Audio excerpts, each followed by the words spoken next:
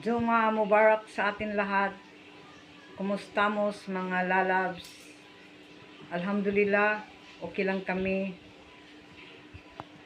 Mag-ano muna ako. Ano ba ito? Hindi pa ako nakaligo. Nandun pa si Rihanna. 2 PM na. Naligo pa si Maliha. Tapos maglabada ako ngayon ng ano namin. Maalikabok na yung ano namin. Yung ano ba ito? Dahil dito sa taas namin, maalikabok dito sa loob ng bahay namin. Pagbubuksan ang bintana dahil ginagawa ang 3rd floor. So, anuhin natin, labada tayo ng mosquito net natin. Di pa nakaligo tayo, o tingnan mo ang mukha natin, nangingintab pa. Si Rihanna nag-ayos-ayos, nagtupi-tupi ng mga abubot namin dito. Ano kami mga labs, lilipat kami sa 3rd floor dahil itong cashier namin sa bahay gusto na nila mag-separate dahil yung dalaga niya gusto nila pag-asawahin na dahil ganito dito pag 20 years old na medyo takot na dahil patanda na daw, kailangan na nila mag-asawa. So need nila ng 2 rooms.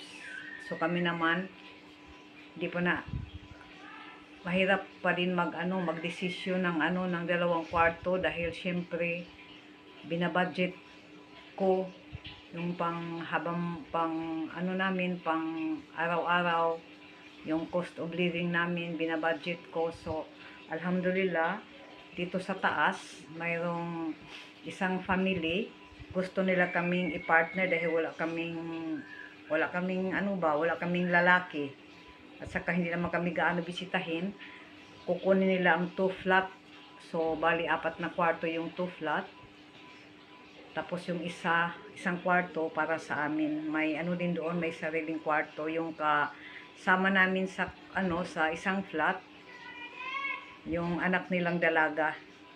Nagtuturo siya ng mga estudyante for reading Quran. Dalaga din yung kaedad ni Rihanna. So mas maganda yun dahil 2 flat, isang flat may kitchen, isang flat din may kitchen. So sarili namin ang kusina dahil mahirap mga labs mangusina dito, magayat-gayat sa loob ng kwarto. Minsan talaga mawala ang pasensya minsan. So mabuti yung nakabukod ang kitchen dahil peace ang natin, panglantaw ba. At saka na sa 3rd floor, medyo maaliwalas ang panglantaw natin basta kahit masikip dito, ang sikip ng dibdib dito. Dahil hindi namin mabuksan yung dito sa harap ko na may bintana dahil sa baba kami, nandoon yung yung bathroom ng kabilang bahay, andoon yung nila, yung yung tubo ba. So may leak yung nila, so magsingaw yung amoy ng bathroom dahil sa baba yung nag-leakage ba. So dito sa harap namin, kaunti lang naman ang namin mabuksan, so grabe talaga, walang oxygen. So at least sa 3rd floor may oxygen. Bala ko noon lumipat doon sa sa lugar ng sister-in-law ko.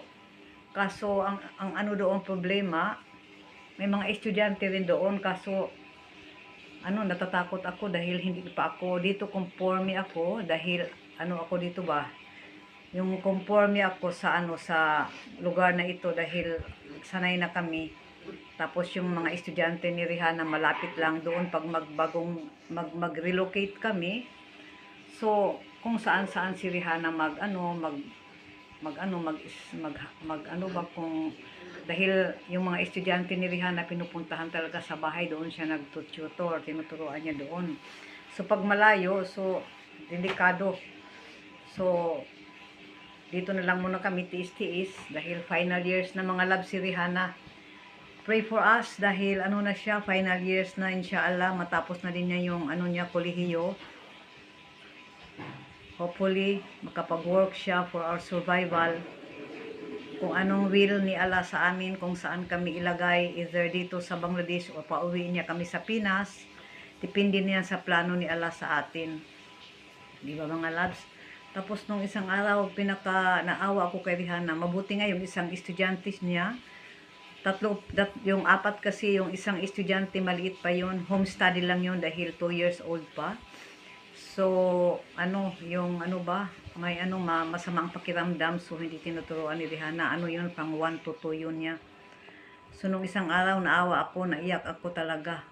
Naawa ko sa anak ko, mga loves, dahil after niya mag-graduate ng high school, na si Rihanna, nagtuturo na siya ng estudyante for her survival. Alhamdulillah, may 3 estudyante siya noon after high school. Nakatulong din siya sa akin, siya ang sarili niyang sikap doon sa niya sa tuition nung KG1, no, hindi KG1 ang tawagan doon sa pag ba yung tawag sa atin after high school? After high school, what is K11, K12 niya.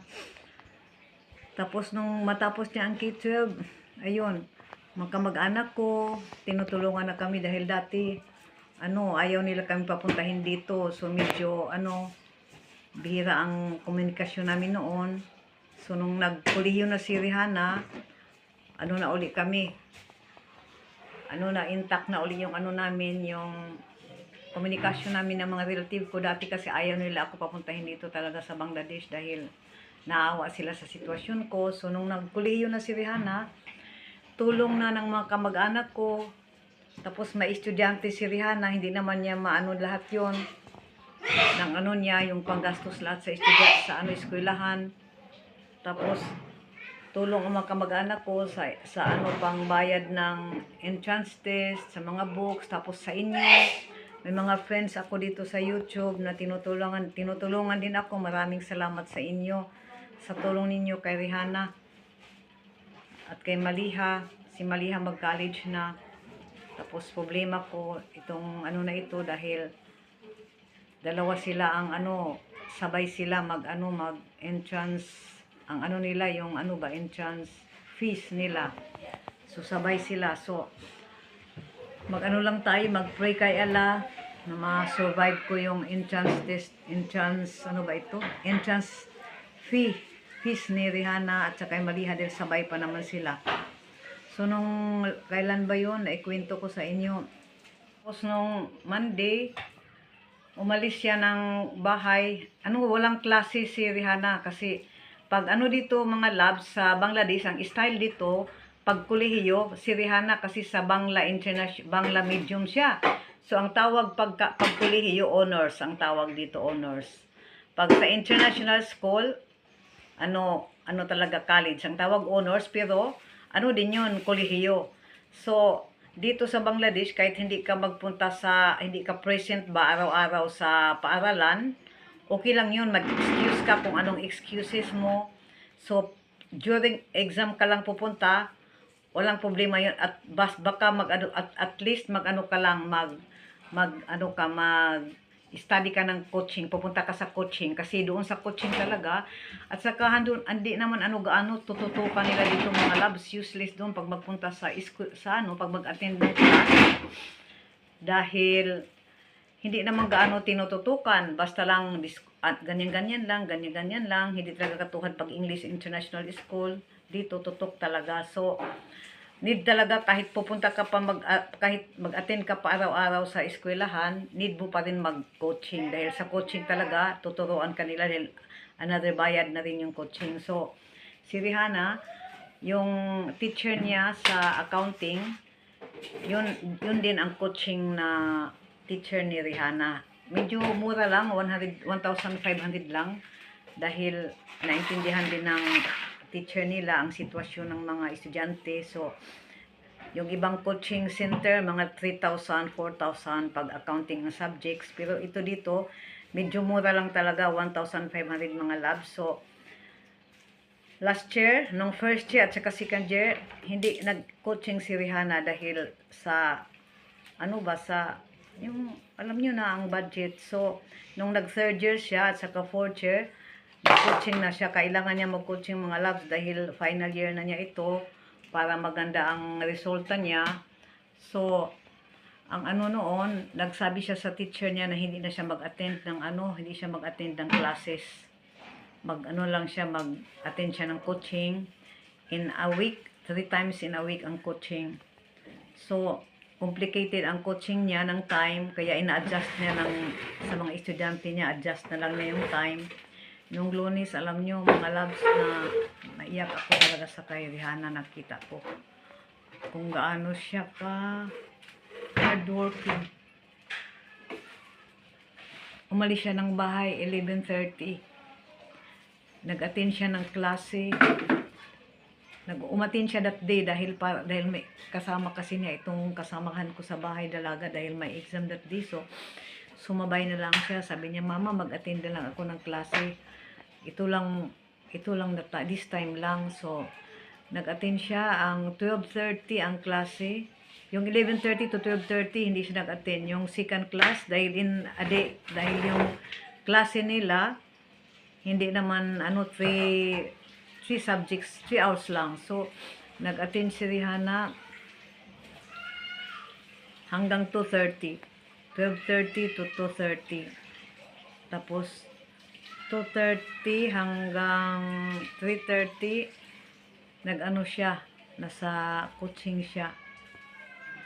Tapos, may sweldo siyang natira kaunti, paunti-unti ibili ng books dahil ang books siguro kailangan 9 books ang bibilhin. So kaunti-kunti lang bibilhin ang books dahil may siya, may natirang sweldo sa kanya. Binigay ko yung 1,000 yung sweldo niya doon, so binili niya ng 2 books. Ang kapal ng books. So pagkatapos ng coaching alas 3:30, yung mga kaklase niya, nagpunta sila sa bilihan ng libro, bili sila ng books. Tapos, naglakad sila ng malayo, paikot-ikot dahil para sa pamasahe. Bit-bit yung libro ni Rihanna. Tapos, walang masakyan na yung rickshaw. Sabi niya, alam mo, nagbus na lang kami, tayuan sa bus dahil puno dito ang bus, din katulad sa atin. Sabi niya, sakit ng balikat. Gabi ang kapal. Ipakita ko sa inyo kung gaano kakapal ang books. So, after that, tinawagan ko siya kasi minomonitor ko siya palagi pag nasa labas. Diretso na siya. Alas 5. Nandoon na siya sa 2 estudyante niya. Diretso na siya doon. Walang almusa, walang lunch. So, nakita siguro nung mabait yung nanay ng tinuturoan ni Rihanna, 2 magkakapatid. Nakita niya siguro si Rihanna na galing ng school dahil dala-dala yung school bag at saka yung books na binili. Nilutuan daw siya ng noodles ng nanay ng Sabi siya kanya, kain ka. Sabi niya, hindi, uuwi ako at auntie. Nilutuan siya ng noodles. Tapos, umuwi si Rihanna 6:15 dahil malayo-layo din yon. 6:15 siya umuwi. Tapos kumain siya ng rice. Tapos 7:30 umalis din siya doon sa isang estudyante niya. 2 hours yun. 9:30 na siya nakauwi ng bahay. So sabi ko sa kanya, sanay na rin si Rihanna ng sacrifices dahil nasanay dahil after high school nga, na siya, nag-tutoral. Alam niyo mga loves, si Allah lang nakakaalam at saka ako kung ano talaga ang tunay na buhay namin kung ano talaga ang hirap na dinanas ng mga anak ko. So, alhamdulillah, last year na ni Rihanna. Sabi ko, hayaan mo na Rihanna, last year mo na ngayon, konting tiis na lang. Tapos, after mag-college, may sila, mag-masters sila for 1 year ulit. Si Malia hindi gaano nakaranas ng naranasan ni Rihanna dahil after high school, Malia wala man siyang estudyante. Tapos, nagturo lang siya lately, 4 months. Mura naman. 2 estudyante, sobrang mura. Kaya, hindi niya tinuloy dahil sabi niya hindi sa price, dahil hindi rin studios yung mga estudyante, so magsakit ang ulo ni Maliha, kaya ganoon mga loves. Aakyat kami, itong steel namin na sira-sira na itong namin, kama, hindi naman namin dalhin ito. Tapos itong nagamit ng pera ko, walang mga konsensya. Sila, Diyos na lang ang nakakaalam mga loves. O sige, ingat kayo, pasensya na kayo na ako nagiging emotional lang tayo minsan. Okay mga loves, thank you sa mga new subscribers ko, sa mga lumang subscribers. Keep on watching lang sa sa atin ninyo. Ang mukha ko nito, hindi pa nakaligo tayo, si Maliha doon pa naliligo. Late na ako magsirihanan, nagwalis-walis. Okay, ingat tayo. Bye for now. You're the night sky trying to make me see